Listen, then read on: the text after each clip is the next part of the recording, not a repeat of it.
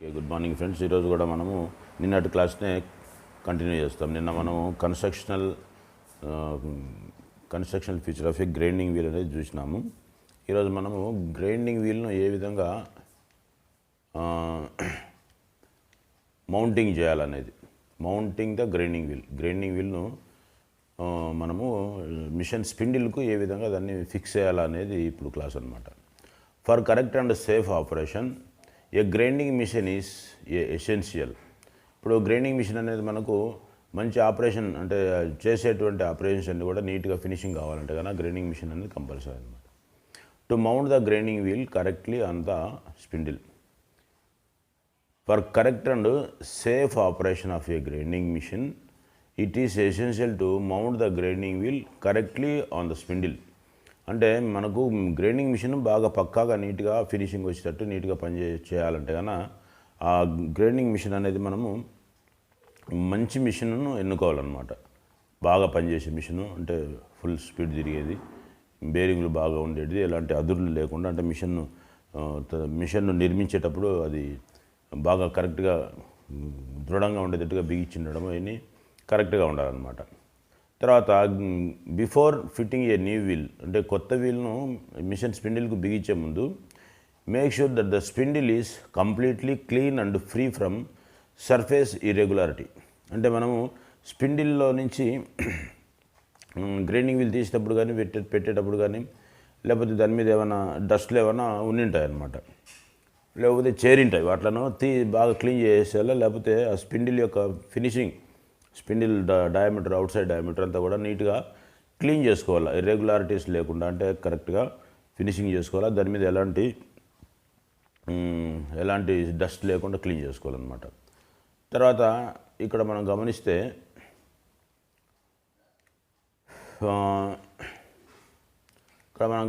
Grinding wheel correctly mounted. Grinding వీల్ను కరెక్ట్గా mounting చేసినప్పుడు దాంట్లో ఏ విధంగా మొత్తం గ్రైండింగ్ వీల్ను మనం అబ్జర్వ్ చేసి కరెక్ట్గా బిగించగలగాల అనేది ఒకసారి చూసుకోవాలన్నమాట. ఈ చుక్కలు కనపడుతుండేది గ్రైండింగ్ వీల్ అనమాట. ఈ చుక్కలు కనపడుతుండేది గ్రైండింగ్ వీలు. ఇది వచ్చేసి స్పిండిల్. ఈ థ్రెడ్ ఉండి బోల్ట్ ఉండి ఇదంతా కూడా ఈ భాగం అంతా కూడా స్పిండిల్ అనమాట. ఈ స్పిండిల్కు గ్రైండింగ్ వీల్ బిగిస్తున్నాడు. బిగించే ముందు ఈ స్పిండిల్ మీద బుష్ వేయాలన్నమాట. బుషింగ్ అంటే ఈ రబ్బర్ బుష్లు అనేటివి లేకపోతే ప్లాస్టిక్ బుష్లు అనేటివి ఇప్పుడు అందుబాటులో ఉన్నాయి. ఆ బుష్లు కన్నా వేసుకోవచ్చు అనమాట. ఆ బుష్లు వేసేసి తర్వాత గ్రైండింగ్ వీల్ను ఎక్కించుకోవాలి. అంటే ఈ స్పిండిల్ మీద బుష్లు వేసి ఆ బుష్ల మీద గ్రైండింగ్ వీల్ని సెట్ చేసుకోవాలన్నమాట. సెట్ చేసిన తర్వాత ఇది ఇంపార్టెంట్, ఇన్నర్ ఫ్లాంజ్. ఈ ఇన్నర్ ఫ్లాంజ్ అనేది ఈ భాగం ఇట్లా 45 degrees గీతలు గీసిన సెక్షన్ లైన్లు, ఇట్లా ఈ సెక్షన్ లైన్లు గీసిండేది ఇన్నర్ ఫ్లాంజ్, ఈ పక్క సెక్షన్ లైన్లు గీసిండేది అవుటర్ ఫ్లాంజ్. ఇది దీనిలో షేపులు గమనించండి ఒకసారి.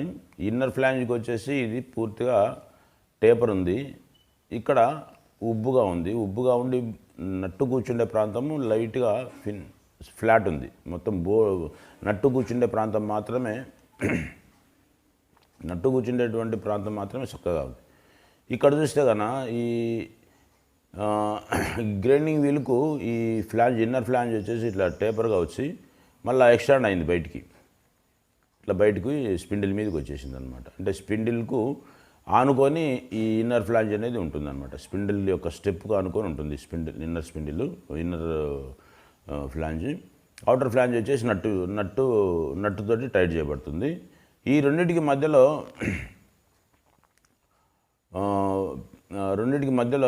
పేపర్ వేసింటాడు. ఈ సన్నటి పేపర్ అంటే గ్రైండింగ్ వీల్ మీదనే ఉంటుంది పేపర్ వాషర్ అని చెప్పేసి గ్రైండింగ్ వీల్ మీదనే ఉంటుంది పేపరు. అంటే దానికి ఖర్చుకొనే ఉంటుంది. గ్రైండింగ్ వీల్ వచ్చేటప్పుడే దానికి ఖర్చుకొని ఉంటుంది అనమాట, ఆ పేపర్ ఉంటుంది. తర్వాత ఫ్లాంజ్ బేరింగ్ అనేది ఇక్కడ చూపిస్తున్నాడు. బేరింగ్ అంటే ఏం లేదు, బేరింగ్ అంటే దాన్ని ప్రెజర్లో పట్టుకోవడం అనమాట. బేరింగ్స్ వచ్చేసి స్పిండిల్లో ఉంటాయి. బేరింగ్ అనేది ప్రెజర్గా ఒత్తి పట్టుకోవడం, లేకపోతే దాని మీద లోడ్ పడ్డం అనమాట. అది బరువు మోసేదాన్నటువంటి దాన్ని బేరింగ్ అని చెప్పేసి, ఫ్లాంజ్ బేరింగ్ అని చెప్పేసి అంటారు. అంటే ఈ బేరింగ్ ఇక్కడ కూర్చొని గ్రైండింగ్ వీల్ను పేపర్ మీద ప్రెజర్ అయ్యి ఒత్తి పట్టుకుంటూ ఉంటుంది అనమాట. తర్వాత ఇన్నర్ ఫ్లాంజ్కు అవుటర్ ఫ్లాంజ్కు మధ్యలో సన్నటి గ్యాప్ ఉంది. అంటే పేపర్ వాషర్ మీద కూర్చున్న తర్వాత బేరింగ్ సర్ఫేస్ పేపర్ వాషర్ మీద కూర్చున్న తర్వాత ఇక్కడ సన్న క్లియరెన్స్ ఉంది. ఆ క్లియరెన్స్ సన్నగా, ఆ క్లియరెన్స్ అనేది ఉండాలా, ఖచ్చితంగా ఉండాలా. ఎందుకంటే రౌండ్ షేప్ అనేది కరెక్ట్గా ఫ్లాంజ్ భాగము అక్కడ ఎంతైతే ఉందో ఆ భాగం మాత్రమే పట్టుకుంటుంది, మిగతాదంతా కూడా ఫ్రీగా ఉండాలన్నమాట, క్లియరెన్స్ ఉండాలన్నమాట. తర్వాత ఇది డస్ట్ ఎగ్జాస్ట్ అంటే డస్ట్ను బయటికి తోలేటువంటి ఎగ్జాస్ట్ అనమాట ఇది. తర్వాత క్లియరెన్స్, తర్వాత స్పిండిల్ నట్, ఇది స్పిండిల్ నట్, అవుటర్ ఫ్లాంజ్, గార్డ్ వచ్చేసి మనకు గ్రైండింగ్ వీల్కు మిషన్కు పై పక్కన గార్డ్స్ ఉంటాయన్నమాట.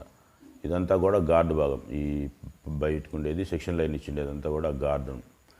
తర్వాత వీలు, bushing, inner flange, spindle, flange bearing. ఇది గ్రైండింగ్ వీల్ కరెక్ట్గా బిగించేటువంటి మెథడ్ అనమాట. తర్వాత ఇక్కడ ఇన్నర్ వీల్ను ఇక్కడ ఈ స్పిండిల్, మిషన్ స్పిండిల్ ఉంది కదా, ఈ స్పిండిల్కి ఇన్నర్ ఫ్లాంజ్ అనేది ఈ విధంగా ఉంటుంది. ఈ ఫ్లాంజ్ ఇట్లా టేపర్గా వచ్చి నేరుగా ఈ పోర్షన్ వచ్చి స్పిండిల్కి అనుకుని టచ్ అయి ఉంటుంది అనమాట.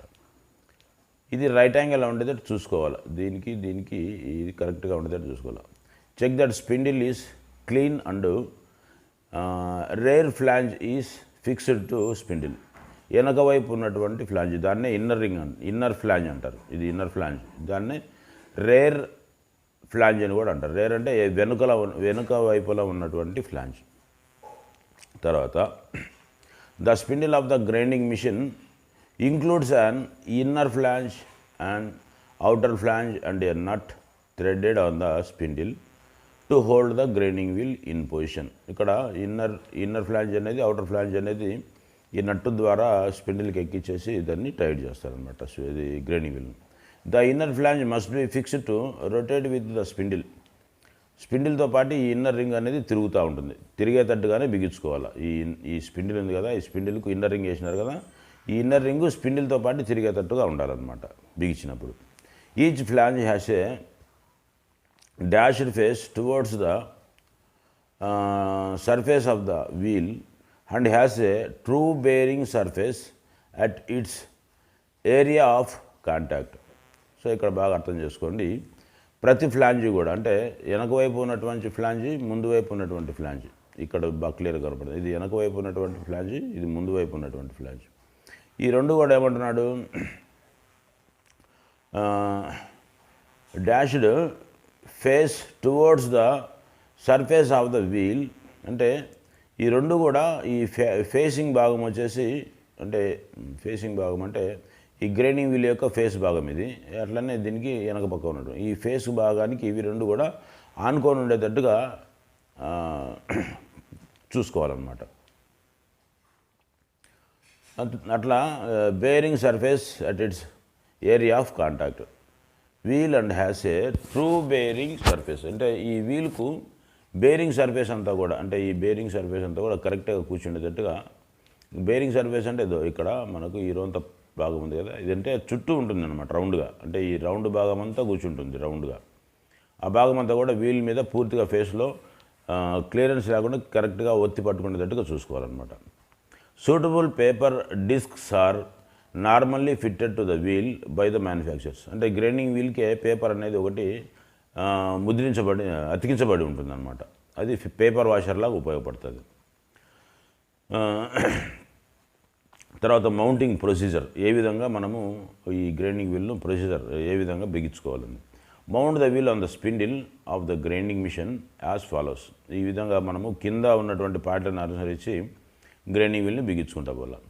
Check that the spindle surface is clean and free from irregularities, clean with a dry cloth if necessary. ఈ స్పిండిల్ ఏదైతే ఉందో, ఈ మిషన్ స్పిండిల్ ఏదైతే ఉందో, ఈ స్పిండిల్ భాగం అంతా కూడా పూర్తిగా క్లీన్ చేసుకోవాలా.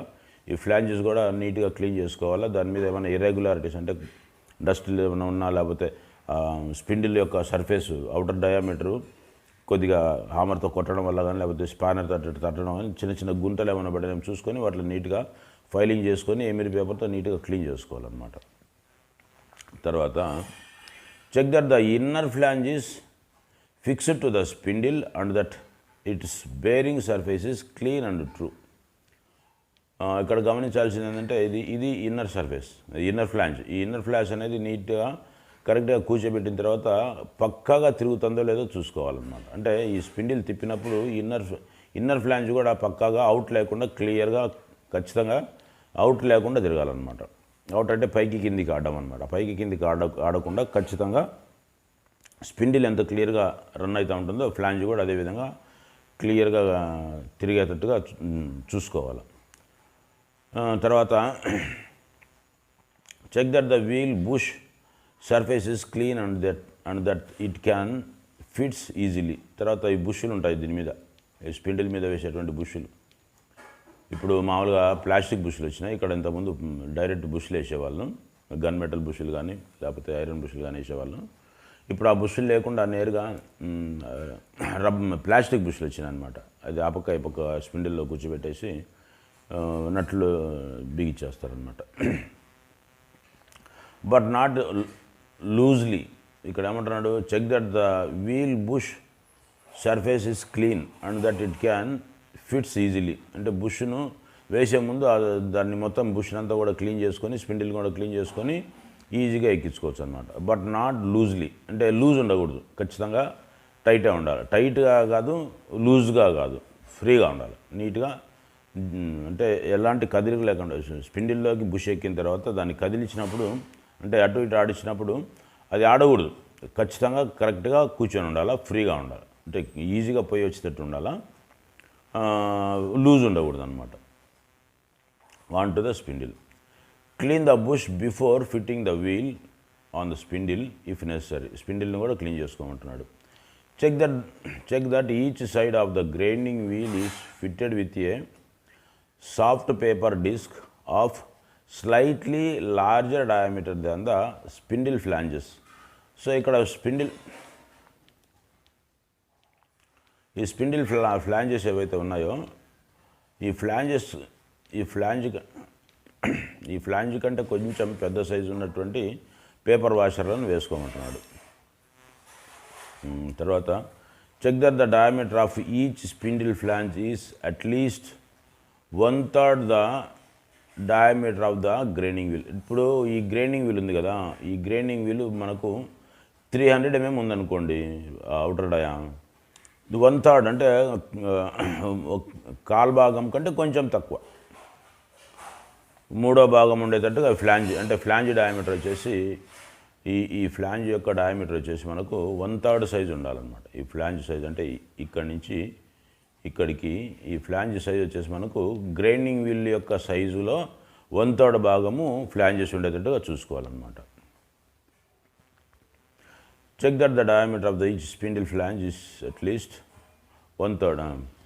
Fit the grinding wheel to the spindle and place the outer spindle flange in position.